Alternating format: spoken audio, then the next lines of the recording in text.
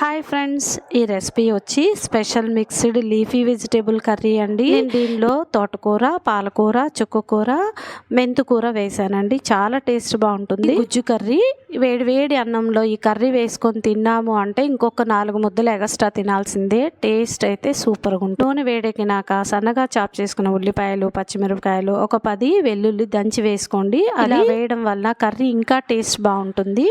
మనం ఒక 1/2 కిలో టమాటాలు సన్నగా చాప్ చేసుకొని వేసుకొని అలాగే కరివేపాకు కూడా వేసుకోండి.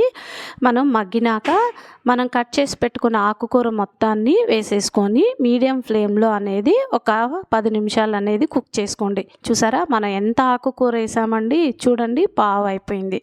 ఇప్పుడు టేస్ట్కి తగ్గట్టు ఉప్పు, పసుపు, కారము, కొంచెం ఇంగువ వేసి ఒక 5 నిమిషాలు మగ్గనిచ్చి గెంటితో ఇలా మెదపండి. అప్పుడు గుజ్జు కర్రీ లాగా వస్తుంది. లాస్ట్లో ఒక 2 స్పూన్లు నెయ్యి వేసి స్టవ్ అనేది ఆఫ్ చేసి రైస్లోకి బాగుంటుంది, రోటీలోకి కూడా బాగుంటుంది. రెసిపీ నచ్చితే లైక్ చేయండి, సబ్స్క్రైబ్ చేసుకోండి ఫ్రెండ్స్.